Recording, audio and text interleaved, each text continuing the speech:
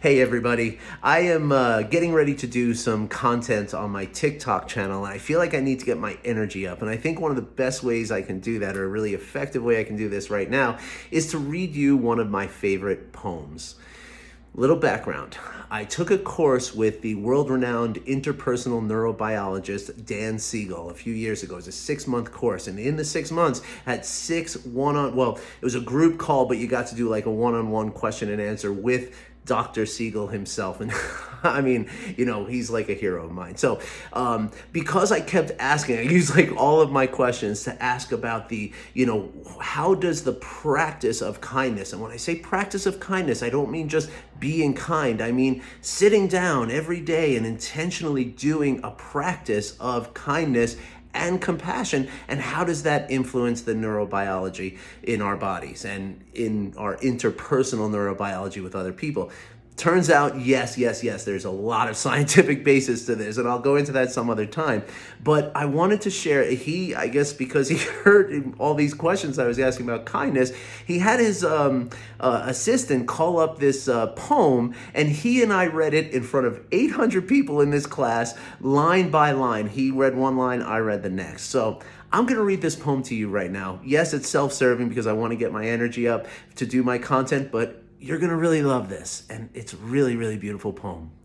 The poem is called Kindness, and the poet is Naomi Shihab Nye, N-Y-E. Highly recommend you look her up. Here we go. Kindness. Before you know what kindness really is, you must lose things. Feel the future dissolve in a moment like salt in a weakened broth.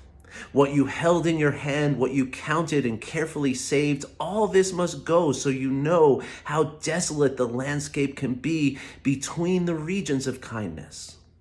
How you ride and ride, thinking the bus will never stop. The passengers eating maize and chicken will stare out the window forever. Before you learn the tender gravity of kindness, you must first travel where the Indian in a white poncho lies dead by the side of the road. You must see how this could be you, how he too was someone who journeyed through the night with plans and the simple breath that kept him alive.